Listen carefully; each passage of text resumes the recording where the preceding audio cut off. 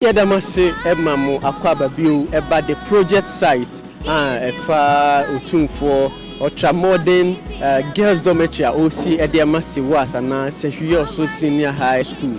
Na me were the project manager and now say engineer Charles ewa ha menini edin komo afa project ne ho send the sequel since its inception and even deadline ko mo set mo ho no how are they meeting the deadline ni na ho enkomo nam ora me makwaba yeah project here free ascension just December until barely 7 months send the ho kitahudi ne ho dwumade no basiakọ afa me da say my TF4 nyina so akwaba your friend engineer Charles and I pay the American fa ho nyina na say so far I made a deadline by December 7th there nanka we yeah try say bia beko wan materials bia ye hia bia yensa kan is speed up say the be target ni bitimi adro ho what do you head this side there 2-bedroom self-contained for headmistress or take care of and Korana wedding na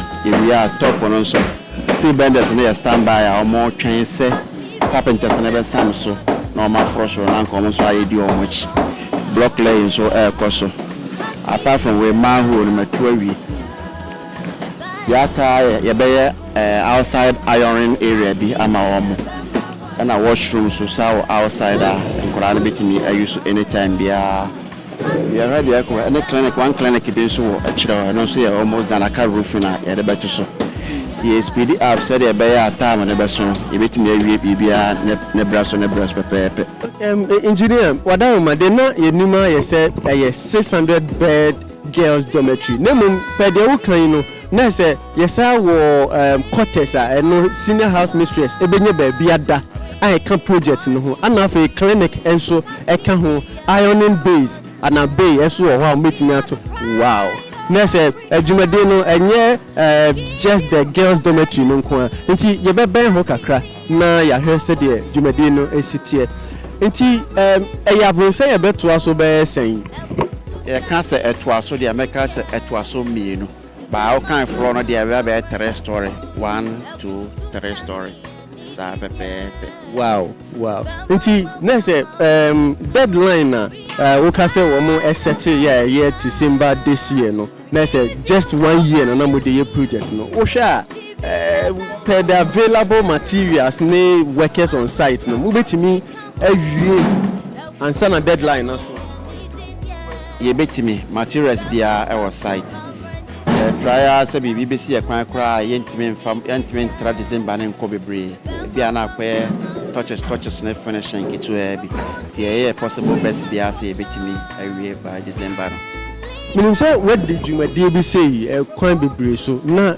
ye bedru ha no say dey see hwe how level the building is any block bi amale ye ba ye hu so bi ato block ni bi na otutu hokora emubu ba blocks aye hu omo de sidan oto bo ho na blocks ni bi abu den na ye stronko kra wo modwumadi no prayer blocks na to da oto fra bontia cement quantity na omo de ye no unya ne sa wo de be ye djuma osata na ama ba ha de die den I had a manufacturer ya de se de ye pe no ama de bia ko test I won say a block quality no sa ne wo and ye de ye blocks no de problem bia ene ho nti me test bia che ya hwetifo se be mu ka se bia e bosi mi kan bi wadama you block ni bi na fa bo ho na me hwe ade se sena besi we de bebu ambu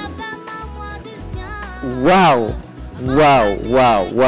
this is so powerful nti na se edan no enye edan bi a musie na ebedi be mfie nu mfie du na nsuo totoy ebehu se edan ni bi ebubu bi fi se materials amode ye bibia ye tried and tested yeah no crane say blocks ya ye hunu no site bi abeko bia de hammer bebu block part ha hubu a ebu nti o machines e dey twa to size yeah they support be bia length na enro bia because you do the whole thing as the machines in the future. Your leveling machine there also use on construction site there.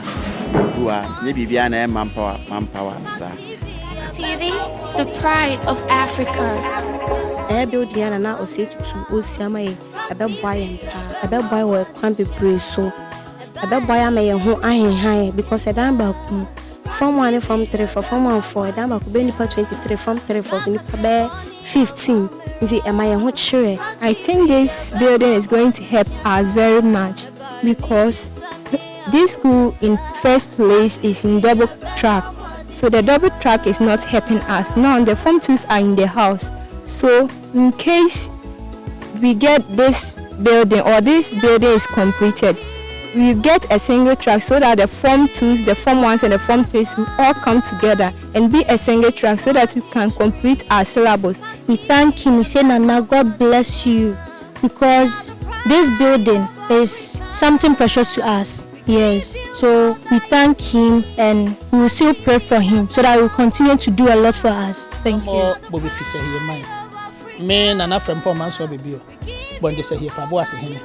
Na Zande Prono Hene, and Massa here also, my Hene, Ibi a Priquiani. Yemen, and Waju. Yem Cratty as a chabo ye, as a here mine.